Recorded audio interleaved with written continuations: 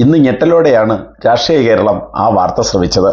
മിനിഞ്ഞാന്ന് വരെ CPMന്റെ പോർമുഖമായിരുന്ന, സോഷ്യൽ മീഡിയയിൽ സജീവമായിരുന്ന റജി ലൂക്കസിന്റെ സർപ്രൈസ് എൻട്രി BJPയിലേക്ക്.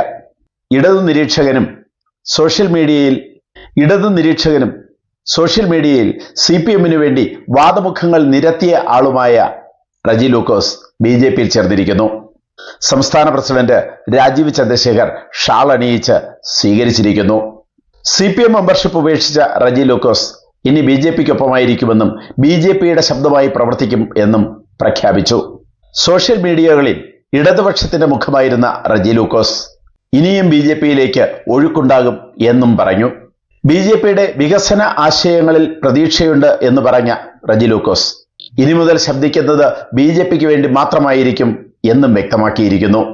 റജി ലൂക്കോസ് CPM അല്ല എന്നും റജി ലൂക്കോസിന്റെ മാറ്റത്തിൽ CPMന് ഉത്തരവാദിത്വമില്ല എന്നും റജി ലൂക്കോസ് വെറും വഴിയാത്രക്കാരൻ മാത്രമാണെന്നും CPM ജില്ലാ സെക്രട്ടറി TR രഘുനാഥ് പ്രതികരിച്ചു.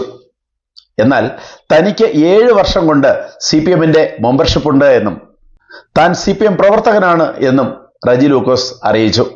താൻ 35 വർഷം കൊണ്ട് CPM പ്രവർത്തകനാണ് എന്നും ഇനി അതിന്റെ ആശയങ്ങളുമായി മുന്നോട്ടു പോകാൻ കഴിയില്ല എന്നും റജി ലൂക്കോസ് അറിയിച്ചു.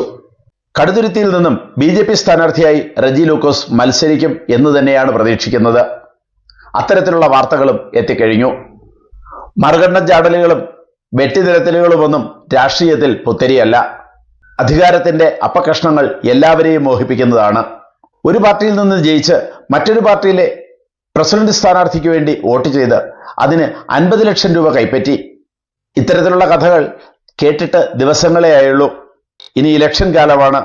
ഇതുപോലെ ചാട്ടങ്ങളും മറുചാട്ടങ്ങളും മറുകണ്ഠം ചാട്ടങ്ങളും നമുക്ക് കാണാം.